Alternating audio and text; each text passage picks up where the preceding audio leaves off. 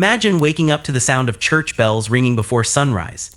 In the narrow streets below your window, merchants are not opening their shops, children are not chasing each other through the marketplace, and even the stray dogs seem strangely quiet. Instead, people hurry past with scarves wrapped around their faces, avoiding eye contact as though simply looking at another person could bring death. Rumors spread faster than the wind. Mysterious illness has arrived from distant lands and no one knows how to stop it. At first, it is only whispers from travelers. A port city has fallen silent. A neighboring village has disappeared. Entire families are said to have died within days. Most people refuse to believe such stories. Surely they are exaggerated. Surely life will return to normal. But deep down, fear has already begun to settle into every home, every street, and every heart. The year is 1347. Europe is connected by busy trade routes stretching across the Mediterranean and deep into Asia. Merchant ships carry silk, spices, precious metals, and countless other goods from one bustling port to another. These trade networks have made cities richer than ever before, but they have also created an invisible highway for disease. Hidden among barrels of grain and bundles of cloth are black rats carrying tiny fleas infected with a deadly bacterium known today as Yersinia pestis. The sailors unloading cargo have no idea that they are also unloading one of the deadliest pandemics in human history. Within weeks, strange fevers begin appearing in crowded neighborhoods. Healthy people suddenly collapse. Painful swellings form beneath their arms and around their necks. Many die within only a few days. No one living in the Middle Ages understands bacteria or germs. Microscopes have not yet been invented, and the idea that tiny invisible organisms can spread disease is beyond imagination. Instead, people search for explanations they can understand. Some believe the plague is God's punishment for humanity's sins. Others blame poisoned air drifting across the countryside. Astrologers claim that unusual alignments of the planets have disrupted the balance of nature. In some places, innocent minorities are falsely accused of causing the outbreak, leading to terrible acts of violence fueled by fear and desperation. Without scientific knowledge, people cling to any explanation that offers even the smallest sense of certainty. As the plague spreads from one city to another, panic grows alongside it. Markets empty as farmers become afraid to enter crowded towns. Families lock themselves inside their homes. Wealthy citizens flee into the countryside, hoping distance will protect them. But the disease travels with people, animals, and trade goods, making escape nearly impossible. Roads that once echoed with merchants and pilgrims now carry wagons filled with the sick, while frightened travelers desperately search for places untouched by the mysterious illness. Every arriving stranger becomes a possible threat. Some cities react with complete confusion, doing little more than praying for divine mercy. Others begin taking extraordinary actions, even without fully understanding what they are fighting. Local leaders notice that ports receiving infected ships are often the first places to suffer. They observe that people arriving from plague-stricken regions frequently become sick before long. Although they do not know why, careful observation begins replacing blind guesswork. Slowly, city officials start experimenting with new ways to protect their populations. Gates are watched more closely, travelers are questioned, certain ships are ordered to wait offshore before anyone is allowed to come ashore. These decisions, based more on experience than science, will eventually change the way cities respond to disease forever. Daily life becomes almost unrecognizable. Church services continue, but attendance falls as fear keeps many people away. Schools close, festivals are canceled, weddings become rare while funerals become tragically common. Bakers struggle to find workers, blacksmiths abandon their workshops. Doctors, armed with little more than herbal remedies and hopeful prayers, find themselves overwhelmed by patients they cannot save. Every knock on the door raises anxiety. Every cough in the street causes people to step back. Trust between neighbors begins to disappear as survival becomes everyone's first concern. Yet amid the terror, acts of remarkable courage also emerge. Priests continue comforting the dying despite knowing the risk. Some physicians refuse to leave their cities, treating patients until they themselves fall ill. Ordinary citizens volunteer to carry food to families trapped inside infected homes. Mothers protect children with every means they can imagine. Even in humanity's darkest moments, compassion survives alongside fear. These quiet acts of bravery rarely appear in history books, but they help entire communities endure unimaginable hardship. As winter approaches, many hope the cold weather will drive away the mysterious sickness. For a short time, some cities experience fewer deaths, encouraging people to believe the nightmare is ending. Markets cautiously reopen. Travelers begin moving once again. Bells ring not only for funerals, but for celebrations of survival. Unfortunately, this hope proves dangerously premature. The plague has not disappeared. It is only gathering strength for another devastating wave that will test every city, every leader, and every survivor in ways no one could have imagined. In the next chapter, we'll follow the disease as it races through Europe's greatest cities, uncovering why some communities collapsed completely while others discovered remarkable strategies that would lay the foundation for modern public health by the spring of 1348. The Black Death was no longer a distant nightmare whispered about by travelers. It had become an unstoppable force sweeping across Europe. Every week brought new reports of cities falling silent. Merchant ships entered busy harbors carrying more than valuable cargo. They carried death itself. The crowded ports of Italy, France, and Spain became the first battlegrounds in a crisis unlike anything the medieval world had ever experienced. Streets that had once echoed with the sounds of traders, craftsmen, and musicians grew eerily quiet. Shop doors remained closed, churches filled with mourners, and smoke from funeral fires drifted over rooftops day and night. One of the hardest hit places was Florence, one of Europe's wealthiest and most vibrant cities. Before the plague, Florence was famous for its thriving textile industry, magnificent churches, and bustling markets where merchants from across the Mediterranean gathered to do business. But prosperity could not protect it. The city's narrow streets and crowded neighborhoods became ideal conditions for disease to spread. As more families became infected, everyday life unraveled. Bakers died before finishing their bread. Blacksmiths abandoned their forges. Teachers disappeared from classrooms. Even city officials struggled to keep order as fear overwhelmed every corner of society.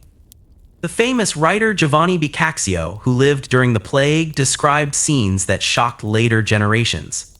He wrote of homes left completely empty after entire families perished, neighbors avoiding one another out of terror, and streets where the dead sometimes remained for days because there were too few healthy people to bury them. Although his descriptions reflected personal observations mixed with dramatic storytelling, they captured the overwhelming sense of despair that consumed many medieval cities. People who had once gathered for festivals, weddings, and religious celebrations now crossed the streets simply to avoid another person's shadow. Not every city responded in the same way. While panic spread rapidly, some leaders realized that doing nothing would only make the disaster worse. In northern Italy, the city-state of Venice faced an especially dangerous situation. As one of Europe's busiest trading ports, ships arrived almost daily from across the Mediterranean. Closing the harbor completely would devastate the economy, but allowing every vessel to dock freely risked bringing even more infection into the city. Venetian officials faced an impossible choice: protect commerce or protect lives. Instead of choosing one over the other, they experimented with something entirely new. Ships arriving from regions where the plague had been reported were ordered to remain away from the city before unloading passengers or cargo. At first, waiting periods varied, but over time authorities extended them, believing that if no one became sick during the delay, the danger had passed. This practice would eventually evolve into the famous 40-day isolation period known as quarantine, a word derived from the Italian quaranta, meaning 40. Although city leaders did not understand bacteria or fleas, they had recognized an important pattern: keeping potentially infected people apart from the healthy could slow the spread of disease. Other cities quickly began adopting similar precautions. Guards were stationed at gates to question travelers about where they had come from. Visitors arriving from infected regions could be denied entry altogether. Some towns required merchants to present proof that they had not recently visited plague-stricken areas. While these measures were far from perfect, they represented one of history's earliest organized attempts to control an epidemic through public policy rather than prayer alone. Inside city walls, authorities introduced additional rules that changed daily life dramatically. Public gatherings were restricted. Markets were moved or temporarily closed. Streets were cleaned more frequently, even though people did not yet understand the true cause of infection. Waste was removed from crowded neighborhoods, and officials tried to improve sanitation wherever possible. Many believed foul smells carried disease, so they burned fragrant herbs, lit large bonfires, and filled churches and homes with incense in hopes of purifying the air. These efforts could not eliminate the plague, but some unintentionally reduced other illnesses by creating cleaner living conditions. The greatest challenge remained caring for the sick. Hospitals in the medieval world were very different from modern medical centers. Many were operated by religious communities and focused more on providing comfort than curing disease. As patient numbers exploded, these hospitals quickly ran out of beds, supplies, and caregivers. Temporary shelters were established outside city walls where infected people could be isolated from the healthy population. Conditions were often harsh, yet separating the sick from crowded neighborhoods sometimes helped slow transmission within the city. Meanwhile, ordinary citizens adapted in surprising ways. Families who could afford it stocked food and remained indoors for weeks at a time. Craftsmen worked from their homes instead of shared workshops. Wealthy households limited visitors and instructed servants to avoid unnecessary contact with outsiders. Although these actions were based largely on observation rather than scientific understanding, many resembled public health practices still used centuries later during modern outbreaks. Yet despite every effort, the plague continued claiming lives at an astonishing pace. Entire neighborhoods were transformed almost overnight. Churchyards overflowed, forcing cities to create large burial grounds outside their walls. Bells rang so frequently for funerals that in some places they eventually fell silent because there was no one left to ring them. Every apparent victory was followed by another heartbreaking wave of illness. The Black Death seemed unstoppable. Still, something remarkable was happening beneath the tragedy. City leaders were learning. They were keeping records, comparing outcomes, and adjusting their strategies based on experience. Without realizing it, they were laying the earliest foundations of organized public health. Their methods were imperfect, sometimes ineffective, and occasionally driven by misunderstanding, but they marked a turning point in human history. For the first time, governments were beginning to accept responsibility for protecting the health of entire populations. In the next chapter, we'll discover how quarantine transformed from a desperate experiment into one of the most powerful disease control tools ever created, and why one small island outside Venice would change the future of medicine forever.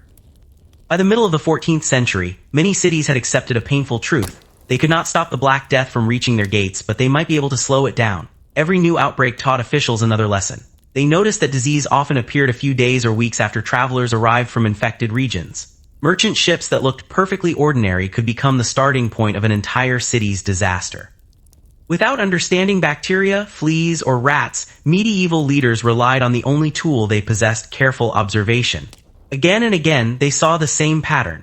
People who remained separated from others for a period of time were less likely to spread the illness. That simple observation would become one of history's greatest public health discoveries. Among the cities leading this effort was the powerful maritime Republic of Venice. Its prosperity depended on constant trade with ports across Europe, North Africa, and the Middle East. Closing the harbor completely would have destroyed its economy, yet allowing every ship to dock freely invited catastrophe. Venetian officials searched for a compromise. Instead of banning trade, they ordered ships arriving from plague-affected regions to wait before entering the city. Crews remained aboard their vessels or on nearby islands while authorities watched for signs of illness. If no one became sick during the waiting period, passengers and cargo were finally allowed ashore. It was an inconvenient system, but it greatly reduced the chance that infected travelers would immediately mix with the city's population. As the idea proved useful, Venice and other ports established dedicated isolation stations outside the city. These places later became known as lazarettos, named after religious traditions associated with caring for the sick. They were neither comfortable nor luxurious. Travelers often spent weeks living in simple buildings, separated from their families and uncertain about their future. Cargo such as cloth, spices, and furniture was unpacked, aired out, and inspected before being allowed into the city. Authorities believed contaminated goods might carry disease. While they misunderstood the exact mechanism, isolating people and limiting contact often reduced opportunities for the plague to spread. For merchants, quarantine was frustrating. Every extra week meant lost profits, spoiled goods, and delayed business agreements. Some captains attempted to hide illnesses among their crews or secretly land passengers before reaching official checkpoints. Others bribed guards or used isolated coves to avoid inspection. City governments responded with increasingly strict penalties. Heavy fines, confiscated cargo, and imprisonment awaited those caught violating health regulations. Officials understood that one dishonest captain could trigger thousands of deaths inside crowded city walls. The burden of enforcing these rules fell on newly appointed health officials. In several Italian cities, governments created permanent health boards responsible for tracking outbreaks, inspecting arriving travelers, recording deaths, and advising local leaders. These early public health offices were unlike anything Europe had seen before. Their members collected information from doctors, priests, merchants, and neighborhood leaders, trying to determine where the disease was spreading and what measures seemed to work best. Though primitive by modern standards, these organizations represented one of the first attempts to fight disease through coordinated government action rather than individual decisions alone. Life inside quarantine cities also changed dramatically. Guards watched city gates day and night. Travelers carried letters proving where they had come from. In some places, homes with infected residents were marked so others would avoid entering. Families inside these houses often relied on neighbors or city workers to leave food outside their doors. Isolation was emotionally devastating. Parents worried about children separated from relatives. Husbands and wives sometimes spent weeks apart without knowing whether they would ever reunite. Yet many accepted these hardships because they had seen what happened when the disease spread unchecked.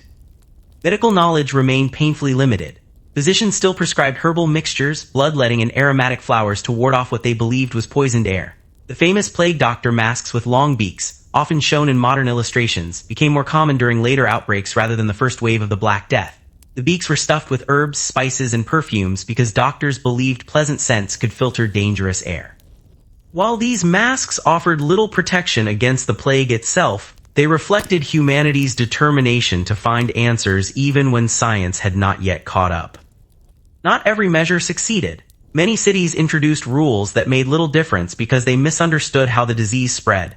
Cats were sometimes killed because people mistakenly suspected them of carrying infection, even though reducing cat populations could allow rat numbers to increase. Superstitions continued influencing public policy alongside genuine observation. Yet despite these mistakes, the overall strategy of limiting movement, isolating the sick, and carefully monitoring new arrivals gradually proved valuable. It did not eliminate the plague, but it slowed outbreaks enough to save countless lives over the centuries that followed. Perhaps the greatest legacy of these efforts was not simply surviving one epidemic, but changing the way governments viewed disease forever. Before the Black Death, illness was largely considered a personal or religious matter. After the plague, cities increasingly recognized that protecting public health required organized action. Health boards, quarantine stations, travel restrictions, and disease reporting gradually became permanent features of urban life. Future generations would build upon these foundations, eventually developing the sophisticated public health systems that protect millions today.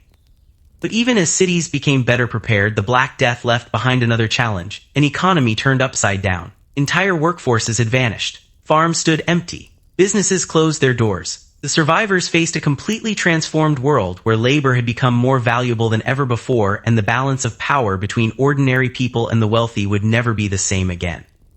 In the next chapter, we'll explore how the Black Death reshaped society, transformed economies, and unexpectedly gave survivors opportunities that had been unimaginable before the plague.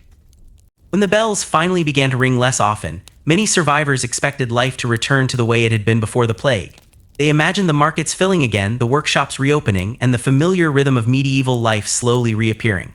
But as the smoke cleared from the burial grounds and the last emergency carts disappeared from the streets, people discovered that the old world had not survived. The Black Death had not merely killed millions of individuals, it had shattered the foundations of medieval society. In city after city, the survivors stepped into a landscape that looked familiar on the surface yet had been transformed in ways that would shape the next several centuries of history. The first sign of this transformation was silence. Entire neighborhoods stood empty. In Florence, Venice, Siena, and countless smaller towns, rows of houses had no owners left alive to claim them. Doors hung open, gardens grew wild, and workshops that had once echoed with hammers and looms gathered dust. Outside the city walls, the countryside appeared equally altered. Fields went unplowed because the farmers who had worked them were dead. Vineyards withered on their trellises. Sheep wandered through abandoned pastures. Travelers crossing Europe reported villages where only a handful of people remained, and others where every inhabitant had vanished. For medieval rulers, the disaster created a crisis unlike any they had faced before. Their wealth depended on taxes, rents, and the labor of their subjects. Now those subjects were gone. A lord who had once collected rent from 100 peasant families might find only 40 families still alive.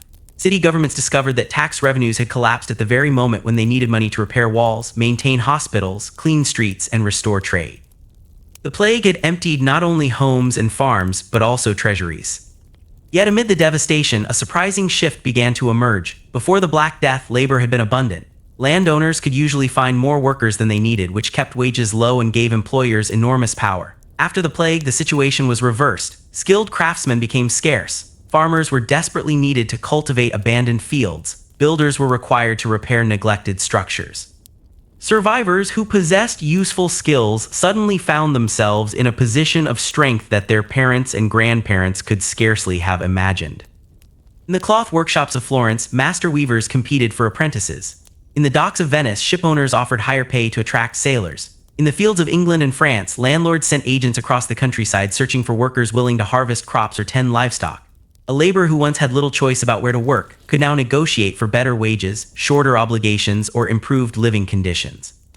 For many ordinary people, the plague's aftermath brought opportunities that had been impossible in the rigid social order of the early 14th century. The ruling classes were alarmed. Kings, nobles, and city elites feared that rising wages would undermine their wealth and authority. In England, the government issued the Ordinance of Labourers in 1349 and the Statute of Labourers in 1351, attempting to freeze wages at pre-plague levels and prevent workers from leaving their employers for better offers. Similar measures appeared in other parts of Europe. Authorities complained that servants had become insolent, that laborers demanded excessive pay, and that workers refused to perform traditional duties. The language of these laws revealed a profound anxiety. The social hierarchy that had governed medieval life for centuries was beginning to crack. Enforcing the new regulations proved extraordinarily difficult. A village official might order a farmhand to accept the old wage, but the farm next door was offering twice as much. A city magistrate could fine a craftsman for charging higher prices, yet customers were willing to pay because skilled artisans were scarce. The market forces created by massive population loss were stronger than most governments could control. Over time, despite repeated attempts to suppress them, wages rose across much of Europe. This economic shift had unexpected consequences for urban life. With labor expensive, employers sought ways to use workers more efficiently. Workshops adopted improved tools and better organization. Some industries consolidated production into larger enterprises capable of spreading costs across greater output. Merchants invested in technologies that could save labor, from more efficient watermills to improved mining techniques. Historians often debate the extent of these changes, but there is broad agreement that the post-plague economy encouraged innovation in ways that the labor-abundant world before 1347 had not. The transformation was visible even in the food people ate. With fewer mouths to feed, land that had once been devoted to basic grain production could be converted to pasture for sheep and cattle. Meat, dairy products, and higher quality bread became more accessible to many survivors. Archaeological studies of skeletons from the later 14th and 15th centuries suggest that in several regions, ordinary people enjoyed better nutrition than their pre-plague predecessors. The irony was stark. A catastrophe that killed perhaps 1/3 to 1/2 of Europe's population also improved living standards for many who remained alive.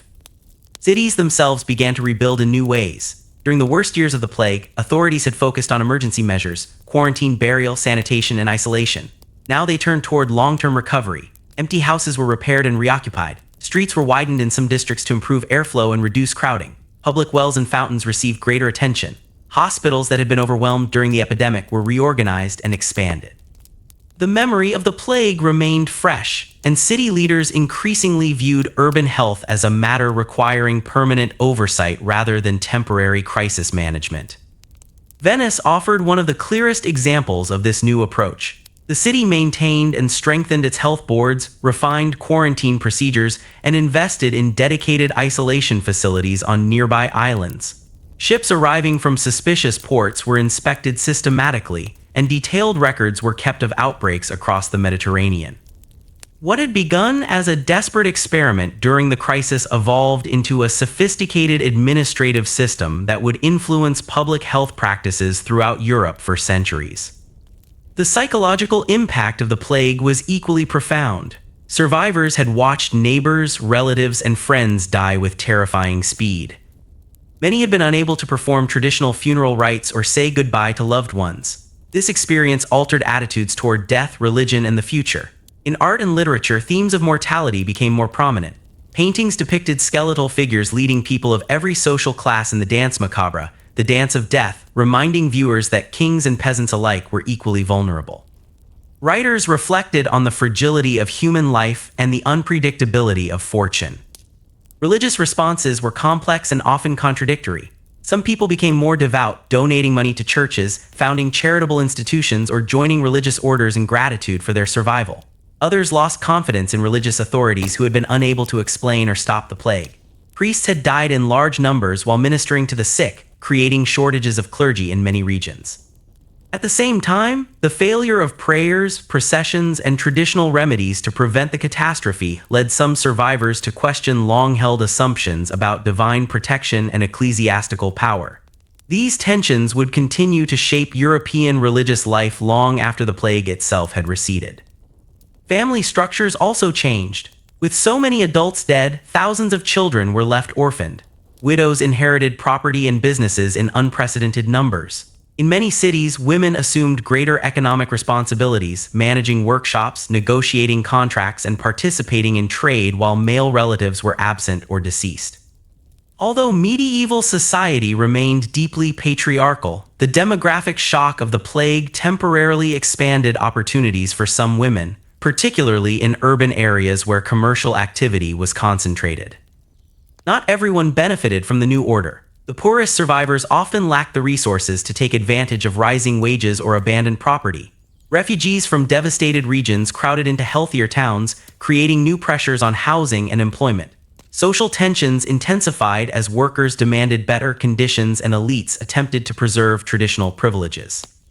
These conflicts would eventually erupt into open rebellion in several parts of Europe, including the famous Peasants' Revolt of 1381 in England and similar uprisings elsewhere. The Black Death had not created social inequality, but it had destabilized the old balance of power and made long-suppressed grievances far more explosive. Perhaps the most remarkable aspect of the recovery was its unevenness. Some cities rebounded quickly, attracting migrants from the countryside and restoring trade within a generation. Others declined permanently, their populations never returning to pre-plague levels. Ports with effective quarantine systems often recovered faster than inland towns that remained vulnerable to repeated outbreaks. Regions able to adapt their economies to the new labor conditions prospered, while those that clung rigidly to pre-plague arrangements frequently struggled. The Black Death did not produce a single uniform outcome. It created a patchwork of recoveries, setbacks, innovations, and conflicts across Europe. By the 1360s, a child born after the first great wave of plague would grow up in a world fundamentally different from that of his or her grandparents. Wages were higher, labor was more valuable, governments were more involved in public health, and the certainty of the old social order had been shaken. The survivors had endured unimaginable loss, yet they were also building new institutions, new economic relationships, and new ways of thinking about community and responsibility. The medieval city had been tested by one of the deadliest pandemics in human history, and although it emerged scarred, it also emerged changed. In the next installment, we will follow these changes as they spread across Europe, exploring how labor shortages fueled social unrest, why peasants and urban workers began challenging their rulers, and how the struggle between old privileges and new opportunities reshaped the continent for generations to come. As the first great wave of the Black Death slowly began to fade in many regions, the silence it left behind was almost as unsettling as the disease itself. Entire neighborhoods stood empty. Homes that had once echoed with laughter, arguments, and the sounds of daily life remained locked, their owners gone forever. Windows were boarded shut. Gardens grew wild with weeds. Wells that had supplied generations of families sat untouched. Travelers passing through these districts often described them as ghost towns, where only the wind moved through abandoned streets. For those who survived, every familiar place carried painful memories. A blacksmith might return to his workshop only to remember the apprentice who had worked beside him for years. A baker might light the oven knowing that half of his customers would never return. Even children noticed the difference. Friends who had once played together in crowded squares were gone, leaving empty spaces that no one could easily fill.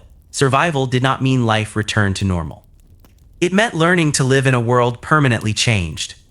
City governments faced an enormous challenge. Their tax revenues had collapsed because so many citizens had died. Markets generated less income, trade remained uncertain, and maintaining roads, bridges, and defensive walls became increasingly difficult.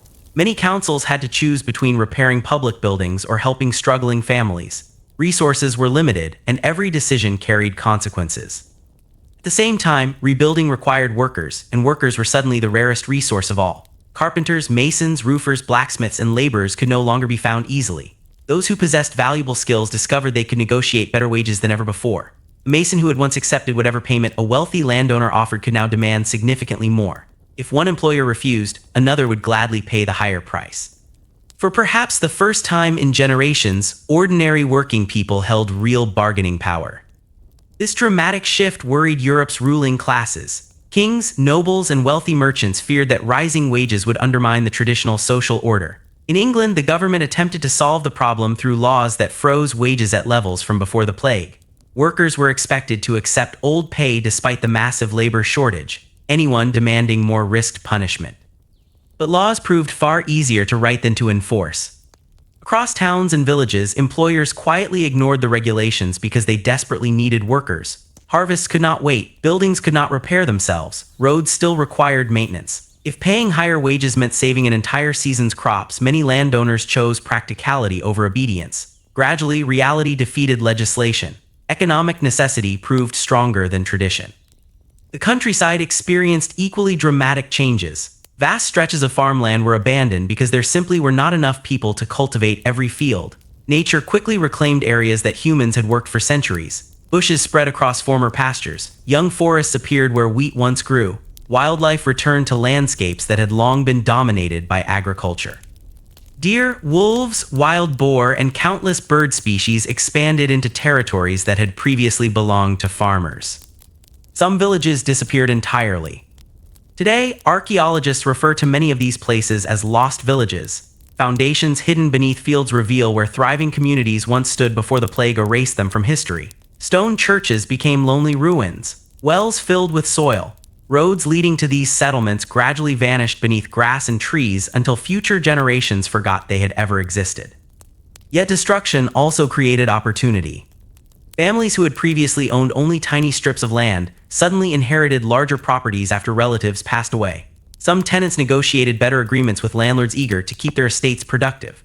Others moved into abandoned houses without paying the high costs that would once have made such opportunities impossible. For many survivors, the tragedy unexpectedly opened doors that had been firmly closed before the plague.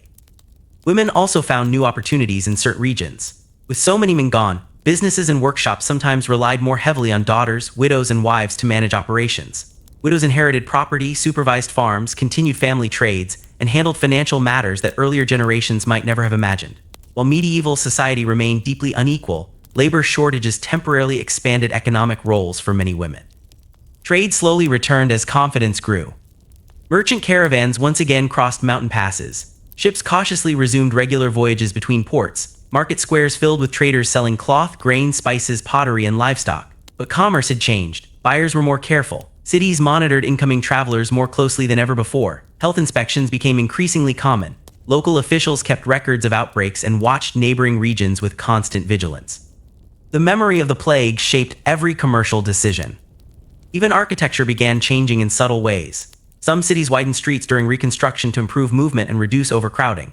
Public squares became more open. New marketplaces were designed with better spacing between stalls. While medieval builders did not understand modern sanitation, experience had taught them that overcrowded conditions often accompanied disaster. Small improvements accumulated over decades, gradually making many cities healthier places to live. Hospitals also evolved. Before the plague, many hospitals functioned mainly as religious shelters where the poor, elderly, and travelers received food and comfort. After witnessing the devastation of repeated epidemics, some institutions expanded their medical responsibilities. Separate areas for infectious patients became more common. City governments invested greater attention in caring for the sick, recognizing that disease threatened everyone regardless of wealth.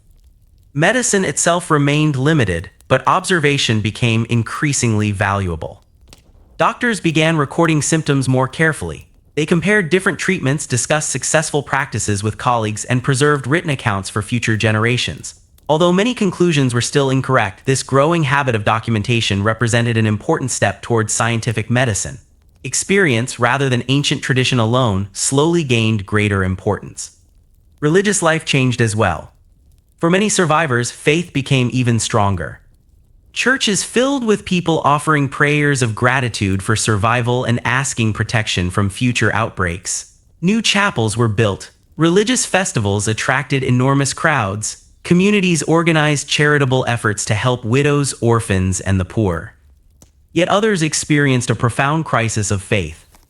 Many wondered why devoted priests had died alongside criminals, why innocent children had suffered, and why years of prayer had failed to prevent catastrophe. Difficult questions spread quietly through universities, monasteries, and ordinary households. These conversations did not destroy religion, but they encouraged people to think differently about suffering, human responsibility, and the natural world. Artists reflected these emotions in remarkable ways. Paintings increasingly depicted the fragility of life. Skeletons appeared in murals reminding viewers that death came for kings and peasants alike. Stories emphasized humility, compassion, and the uncertainty of earthly success. This artistic tradition, later known as the Dance of Death, portrayed people from every social class walking together toward the same inevitable fate. The message was simple and unforgettable. Wealth, power, and status could not protect anyone from mortality. Education slowly recovered too. Universities that had lost professors and students began recruiting new scholars. Monasteries copied manuscripts to replace priceless books that had disappeared with their owners. Libraries expanded their collections again. The interruption caused by the plague delayed learning, but it did not stop it. In fact, the desire to understand disease encouraged greater interest in observation, medicine, and natural philosophy. Perhaps the greatest change occurred inside people's minds. Before the Black Death, many believed society would remain largely unchanged from one generation to the next. Every person knew their place and the social order appeared permanent. After witnessing entire kingdoms transformed within only a few years, that certainty vanished forever. People had seen the impossible become reality. Great families disappeared overnight. Ancient traditions collapsed. Poor laborers negotiated with powerful nobles. Empty land became valuable. Cities invented entirely new systems to protect public health. The world had proven that change, even unimaginable change, could happen with astonishing speed. This realization would influence Europe for centuries. Future generations would question old assumptions more boldly. Governments would intervene more actively during crises. Physicians would search more determinedly for natural explanations instead of accepting mystery alone. Step by step, the foundations were being laid for a different kind of society, one that increasingly valued observation, organization, and practical solutions. Still, despite all these advances, the greatest test had not yet arrived. Many people believed the nightmare was finally over. They were wrong. The Black Death would return again, and again, and again. Each new outbreak would force cities to improve their defenses, refine their quarantine systems, and prepare more carefully than ever before. The lessons learned during the first catastrophe would soon determine which communities endured and which once again faced unimaginable loss. That next chapter would transform public health forever. Years passed after the first devastating wave of the Black Death, and life slowly found a rhythm again. Markets reopened. Children were born into a world they had never known before the plague. Fields that had been abandoned were cultivated once more, and merchants cautiously returned to the roads and sea lanes that connected Europe. To an outsider, many cities appeared to have recovered. The streets were busy, church bells rang for weddings instead of funerals, and trade once again brought wealth to ports across the continent. But beneath this appearance of normality, something had changed forever. No city would ever look at disease in the same way again. The memories remained vivid. Every family remembered someone who had been lost. Every neighborhood had empty houses that served as silent reminders of the catastrophe. City leaders who had survived the first epidemic knew that another outbreak was not merely possible, it was almost inevitable. They could not erase the plague from history, but they could prepare for its return. And return it did. Over the following centuries, the plague came back again and again. Sometimes it appeared only in one region. Sometimes it spread across several countries. Although these later outbreaks were often smaller than the catastrophe of 1347, they were still capable of killing thousands. Yet something remarkable had changed. Cities no longer greeted the disease with complete confusion. They had learned valuable lessons from the first disaster. The moment suspicious deaths were reported, officials reacted quickly. Ships arriving from infected ports were isolated before passengers could enter the city. Travelers carried certificates proving where they had come from. Health inspectors questioned merchants, examined cargo, and monitored neighborhoods where illness appeared. These procedures had become part of everyday government rather than desperate experiments. One of the greatest innovations was the creation of permanent public health offices. Instead of waiting until disease arrived, many cities established dedicated boards responsible for monitoring sanitation, recording deaths, supervising hospitals, and preparing emergency responses. These officials collected information throughout the year, not just during epidemics. In many ways, they became the ancestors of today's public health departments. Record-keeping also improved dramatically. Officials carefully documented how many people became sick, where outbreaks began, and how quickly the disease spread. These records allowed future generations to recognize patterns that earlier societies had missed. While medieval physicians still lacked microscopes and modern medical knowledge, they increasingly relied on evidence gathered from observation instead of rumor or superstition. Quarantine continued to evolve as one of humanity's most powerful defenses against contagious disease. Entire islands near important ports were converted into quarantine stations where travelers waited before entering crowded cities. Goods were unloaded, inspected, cleaned, and stored separately until officials believed they posed little risk. Ships expected these delays as part of normal business. Although merchants often complained about lost time and reduced profits, many accepted the inconvenience because they understood the terrible cost of another uncontrolled epidemic. Hospitals changed as well. Medical facilities became more organized, separating patients according to their illnesses whenever possible. Cities invested more resources into caring for the sick, recognizing that protecting vulnerable people also protected the wider community. While treatments remained limited for many centuries, the organization surrounding healthcare steadily improved. Perhaps the greatest lesson involved cooperation. During the first wave of the Black Death, neighboring cities often acted independently, each making decisions based on incomplete information. Later outbreaks encouraged greater communication. Messengers carried warnings between towns. Governments shared reports about infected regions. Merchants informed officials about conditions in distant ports. Although slow by modern standards, these early communication networks allowed communities to prepare before the disease reached their gates. The plague also influenced architecture and urban planning. Many growing cities created wider streets, improved drainage systems, and developed better methods for removing waste. Fresh water became increasingly important. Public fountains, wells, and sewage improvements gradually reduced the spread of many diseases, even though people still misunderstood the exact causes. Cleanliness, once viewed mainly as a matter of comfort, slowly became recognized as an important part of public safety. Medical science advanced slowly but steadily. Centuries after the Black Death, scientists finally developed microscopes powerful enough to reveal an invisible world filled with tiny living organisms. Eventually, researchers identified bacteria, including Yersinia pestis, the microorganism responsible for bubonic plague. They discovered that fleas carried the bacteria from infected rodents to humans, solving a mystery that had puzzled generations. This knowledge transformed medicine forever. For the first time, humanity understood that invisible organisms, not poisoned air, planetary alignments, or supernatural forces, caused many infectious diseases. The discoveries of later scientists built directly upon centuries of observation, record-keeping, and public health practices that had begun during the plague years. Even today, many strategies used around the world during disease outbreaks trace their origins back to medieval cities struggling against the Black Death. Quarantine, isolation, travel monitoring, disease reporting, health inspections, public sanitation, emergency planning. These ideas have evolved enormously with modern science, but their foundations were laid hundreds of years ago by people who had little more than careful observation and determination.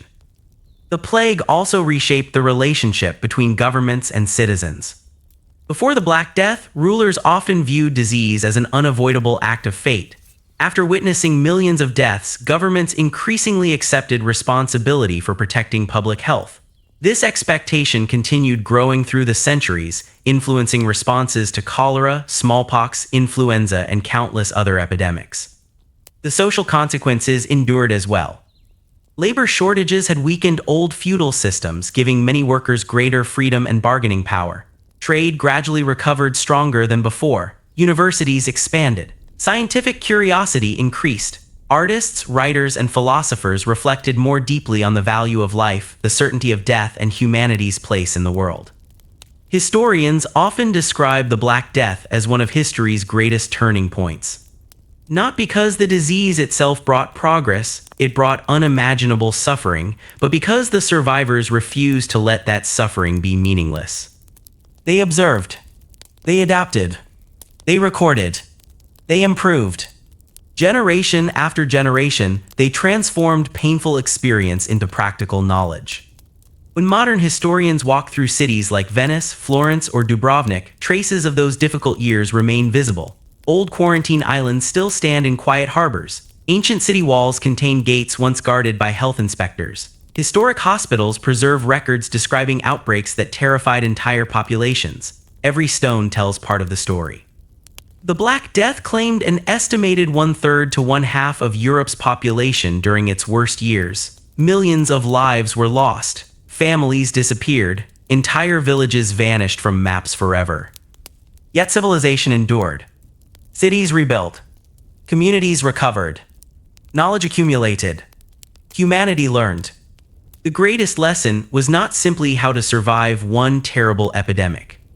It was understanding that preparation saves lives, that careful observation matters, that cooperation is stronger than panic, That compassion remains essential even during humanity's darkest moments. Every doctor treating patients during a modern outbreak, every scientist studying infectious diseases, every public health worker tracking the spread of illness, and every community following measures designed to protect one another is, in some small way, continuing a story that began nearly 700 years ago. The people who faced the Black Death did not know they were creating the foundations of modern public health. They simply wanted to survive. Their courage, mistakes, determination, and resilience changed the course of history. And because they learned from one of the greatest disasters the world has ever known, future generations became better prepared to face challenges of their own. The streets that once fell silent eventually filled with life again. The markets reopened. The bells rang once more, not only to mourn the dead but to celebrate the living. The plague forever changed the cities of Europe, but it also revealed something even more enduring than disease. The extraordinary ability of ordinary people to rebuild, to adapt, and to carry hope forward, even after history's darkest chapters.